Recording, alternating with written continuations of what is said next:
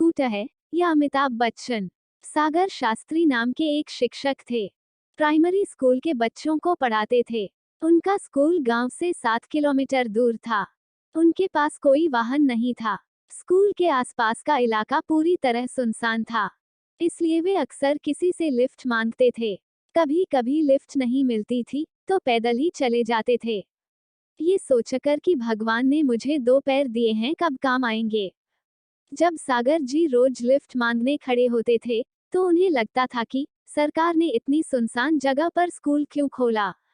इससे अच्छा गांव में ही किराना की दुकान खोल लेता तो अच्छा होता।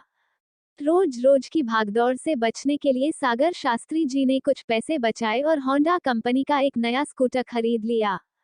खुद का वाहन ना होने के कारण सागर शास्त्री जी ने जो कष्ट सहे, उन्होंने अपने मन में गांठ बांध ली और तय किया, कोई लिफ्ट मांगे तो उसे मना नहीं करेंगे।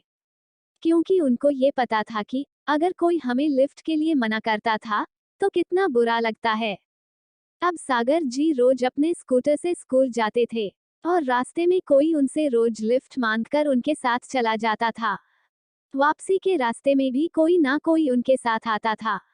एक दिन जब सागर जी स्कूल से लौट रहे थे तो सड़क पर एक आदमी मायूस होकर लिफ्ट के लिए हाथ दिखा रहा था। सागर जी ने अपनी आदत के अनुसार अपना स्कूटर रोका और वो व्यक्ति बिना कुछ बोले स्कूटर पर बैठ गया। थोड़ा आगे जाकर उस आदमी ने चाकू निकाला और कहा, सारे पैसे और यह स्कूटर मुझे दे दो। इस धमकी ने सागर जी को पूरी तरह से डरा दिया और तुरंत सागर जी ने अपनी स्कूटर रोका। वह स्कूटर था जिससे वो बहुत प्यार करते थे। सागर जी ने उस स्कूटर की चाबी देते हुए एक विनती किया। सागर जी ने विनती करते हुए उससे कहा कि तुम किसी को यह मत बताना कि तुमने स्कूटर कहां से और कैसे चुराया। यकीन करो मेरा, मैं पुलिस में रिपोर्ट भी नहीं करूंगा। इस आदमी ने आश्चर्य से पूछा, क्यों? दिल में डर और चेहरे पर उदासी लिए सागर जी ने कहा, ये सड़क बहुत उबड़ खाबड़ और सुनसान है। इस सड़क पर न के बराबर वाहन चलते हैं। साथ ही अगर इस सड़क पर ऐसी घटनाएं होती रही तो लिफ्ट देने वाले चंद लोग भी लिफ्ट देना बंद कर देंगे। सागर जी की इस भावनात्मक बातों आदमी के मन को छू गई। उसे सागर जी एक अच्छा इंसान लगे, लेकिन वह भी अपना पेट भरना चाहता था। ठीक है, ऐसा बोलकर वह स्कूटर लेकर वहां से निकल गया। अगली सुबह जब सागर जी अखबार लेने बाहर दरवाजे के पास आए और दरवाजा खोला तो सामने उनको अपना स्कूटर दिखा। सागर जी की खुशी का तो ठिकाना ही नहीं रहा। वे स्कूटर के पास दौड़े और अपने स्कूटर पर प्यार से हाथ फेरने लगे, मानो जैसे उनका बच्चा था। उनको वहां एक कागज चिपका हुआ मिला। उस पर लिखा हुआ था, मास्टर साहब, यह मत सोचिए कि आपकी बातों से मेरा दिल पिघल गया।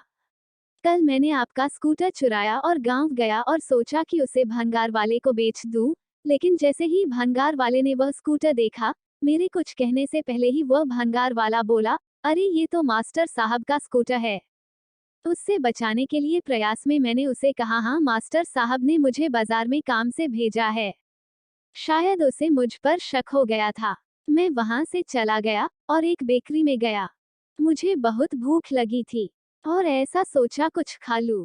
बेकरी वाले की नजर स्कूटर पर पड़ते ही वो बोला, अरे ये तो मास्टर साहब का स्कूटर है।